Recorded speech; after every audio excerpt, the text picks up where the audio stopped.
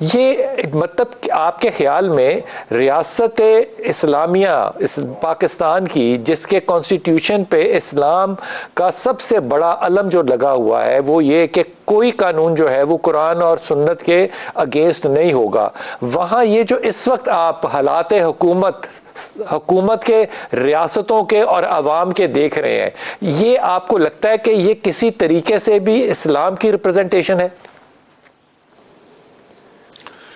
بسم اللہ الرحمن الرحیم نحمدہ ونصلی ونسلم علی رسولہ الکریم۔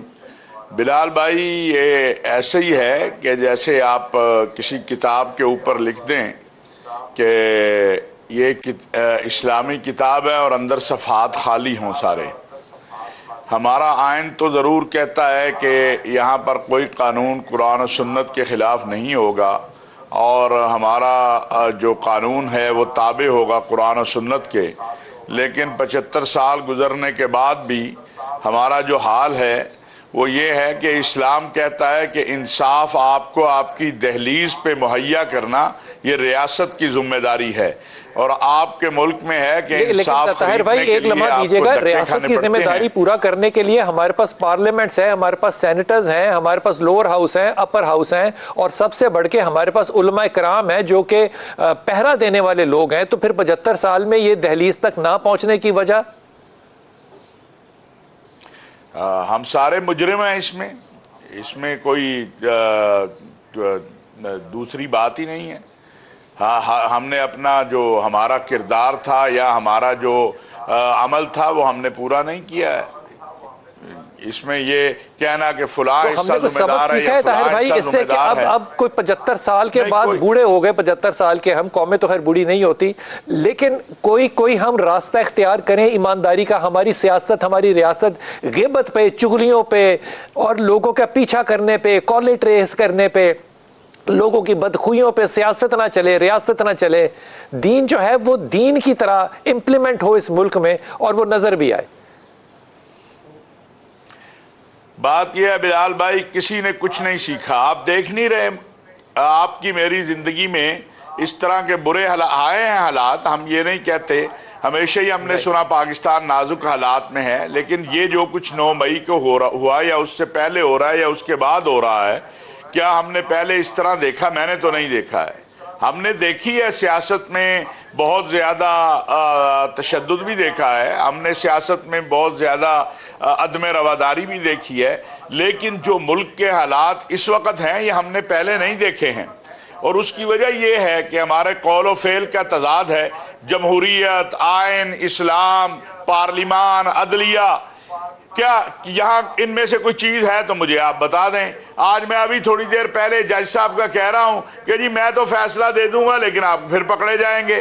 ہمارے جو سپریم کورٹ جو سب سے بڑا ادارہ ہے اللہ کے بعد انصاف دینے کا اس ملک میں، وہاں حشر دیکھ لیں کیا ہو رہا ہے، پارلیمان کا ہمارے سامنے ہے۔ تو یہ جو حالات آئے ہیں اس میں 75 سالوں کی ہم سب کی کوتاہیاں ہیں، کوئی ایک طبقہ اس کا ذمہ دار نہیں ہے، سب اس کے ذمہ دار ہیں، ہر کسی نے اپنی اپنی مصلحتوں اور مفادات کو سامنے رکھا ہے۔ آپ کے خیال میں اس حمام میں اب ہم سارے مل کے دوبارہ کوتاہیوں کے ساتھ نہاتے رہیں گے یا ہم نے صاف ستھرے ہو کے باہر نکلنا بھی ہے؟ دیکھیے، یہ ایک بڑی سرجری کی ضرورت ہے۔ کیا وہ بڑی سرجری کے لیے قوم اور قیادت تیار ہے؟ فی الوقت تو نظر نہیں آتی ہے مجھے۔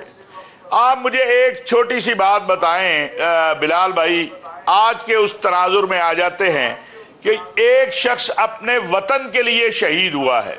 ساروں کو، ہم چھوٹے سے تھے تو عزیز بٹی شہید ہم پڑھتے آئے، سب کے ذہنوں میں ہے۔ یہ جو 9 مئی کو ہوا، عزیز بٹی کی تصویر اتار کے پاؤں میں کس نے ڈالی؟ وہ کوئی انڈیا سے آئے تھے؟ یہ جناح ہاؤس میں مسجد جو آگ لگائی، مسجد چھوڑ دیں، جناح ہاؤس کی میں ابھی بات نہیں کرتا، اس میں ایک چھوٹی سی مسجد ہے۔ میرا سوال یہ ہے کہ جس نے تصویر اتار کے پاؤں میں ڈالی، اس کی ماں کون تھی، اس کا باپ کون تھا، اس کی تربیت کس نے کی تھی، وہ کس مسجد میں جاتا تھا، وہ کون سے اسکول کا پڑھا ہوا تھا، پاکستانی تھا نا؟ اس کو ایسا کس نے بنا دیا؟ کن حالات نے بنا دیا؟ کیوں ہے وہ ایسا؟ یہی وہ بات ہے کہ ہم اپنے ایک دائرے میں بند ہیں، اپنے مفادات کے اس میں بند ہے۔ جس کو اسلام کے نام سے کچھ مل رہا ہے وہ اسلام کا نام لے رہا ہے، جس کو جمہوریت کے نام سے مل رہا ہے وہ جمہوریت کا نام لے رہا ہے، جس کو عدالت کے نام سے مل رہا ہے، جس ملک کے اندر جج وکیل بھی نہیں، اب یہ بات ہو کہ جج کرنا ہے، وہاں انصاف چھوڑ دیں۔ اور اسلامی ریاست کا پہلا سیدنا ابو بکر صدیق رضی اللہ تعالیٰ عنہ جو خلیفۃ المسلمین ہیں، پہلے مسلمانوں کے خلیفہ ہیں، انہوں نے کوئی لمبی چوڑی یہ نہیں کہا کہ میں تمہیں نمازیں پڑھواؤں گا، یہ نہیں کہا کہ میں تمہیں روزے رکھواؤں گا، کہا میرے دور میں کمزور طاقتور ہوگا اور طاقتور کمزور ہوگا۔ اللہ نے پہلا حکم جو جاری کیا ہے نظام خلافت کا یا حکومت کا، وہ کہا ان اللہ یأمر بالعدل۔ تو جہاں پر عدل خریدنا پڑے اور یہ بات ہو کہ وکیل کرنا کہ جج کرنا، وہاں آپ کیا بات کریں گے؟ اور ہم سب اس جگہ ہیں، اگر کوئی کہے کہ نہیں میں تو بڑا صاف ہوں، میرا طبقہ بڑا صاف ہے، نہیں، ہم سب نے کوتاہیاں کی ہیں، اور اگر یہ کوتاہیاں بند نہیں کریں گے تو پھر اللہ تعالیٰ نے بھی کہا ہوا ان اللہ لا یغیر ما بقوم حتی یغیروا ما بانفسہم۔ سر اب پتہ نہیں ہم نے عذاب کا انتظار کرنا ہے قوم سعود اور عاد کی طرح کہ کسی اور طرف جانے۔ ڈاکٹر ضیاء الحق میرے ساتھ ہیں، ڈاکٹر ضیاء صاحب بہت شکریہ آپ میرے ساتھ ہیں۔ ڈاکٹر صاحب آپ نے گفتگو سنی، جواب میں اس چیز کا چاہتا ہوں کہ آخر یہ قوم کی تربیت کس نے کی ہے کہ وہ اپنے شہداء کی عزت نہیں کر سکتی، وہ اپنے اداروں کی عزت نہیں کر سکتی، وہ ایک دوسرے کی عزت نہیں کر سکتی؟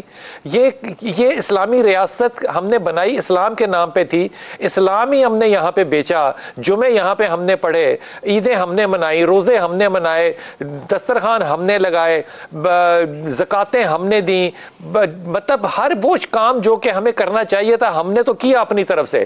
پھر ایسی کیا بیماری آ گئی کہ میں آپ کو خدا کی قسم کھا کے کہہ رہا ہوں کہ یہ جو بخاری صاحب جو شہید اسود کے والد ہیں، میں ان کے غم میں شامل نہیں ہوں، میں ان کے غم کے ساتھ کھڑا ہوں بالکل، کیونکہ وہ 23 سال کے بچوں کے جب جنازے ماں باپوں نے اٹھائے تھے تو وہ جنازے بہت بھاری تھے۔ آج اگر ان کا تقدس نہیں ہے اس قوم کے اندر تو پھر اس قوم کو، میں یہ نہیں کہہ رہا کہ جوتے مارے جائیں، میں کہہ رہا ہوں کہ جنہوں نے یہ قوم بنائی ہے ان کو کیا حق تھا کہ وہ یہ قوم بناتے؟ ڈاکٹر ضیاء صاحب جی بسم اللہ الرحمن الرحیم۔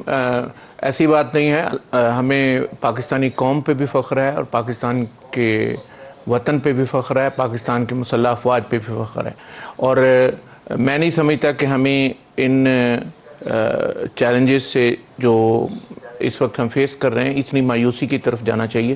70 سال کی عمر یا 75 سال کی عمر کوئی زیادہ نہیں ہوتی۔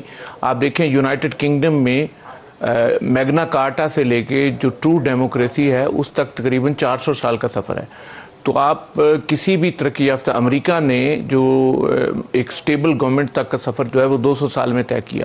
یہی ایگزامپلس ہمیں آج کل کی ترقی یافتہ ڈیموکریسیز میں ملتی ہیں، تو اس میں بڑی مایوسی کی بات نہیں۔ لیکن میں آپ کو پہلے آپ کے اس سوال کا جواب دینا چاہتا ہوں کہ یہ جو آپ کے سوال میں جو امپلیسٹلی ذکر ہے وہ یہ کہ یہ 9 مئی کا واقعہ کیوں ہوا، تو میں آپ کو یہ بتانا چاہتا ہوں کہ یہ نفرت ایک دن میں پیدا نہیں ہوتی۔